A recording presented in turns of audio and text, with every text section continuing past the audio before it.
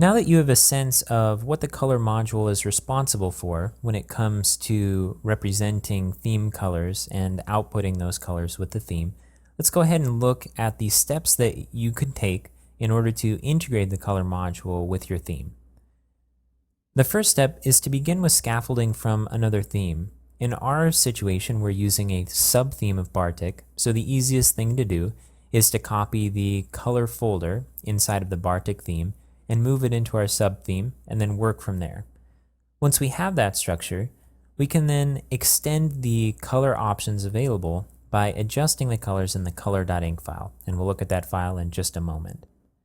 Our next step is actually using that color inside of a style sheet that will then get pulled into the color module, churned through, where all of the default colors are replaced with our custom colors, and then output to a new CSS file inside of our files directory.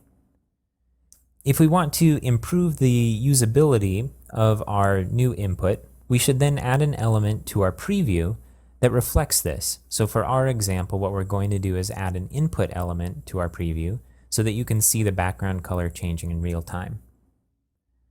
Once you've added the element itself, you also need to add specific element styling to the preview style sheet. Now, while that preview, the little preview box on our theme settings page, looks an awful lot like our theme, the actual theme settings and CSS that's being used is different, actually separate from our main theme.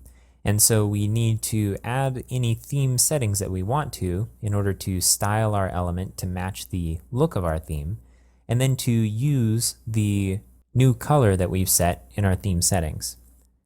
And finally, in order to trigger that color change inside of our new element, we need to add a little bit of JavaScript inside of our preview.js file. And again, we'll look at this file in the next step.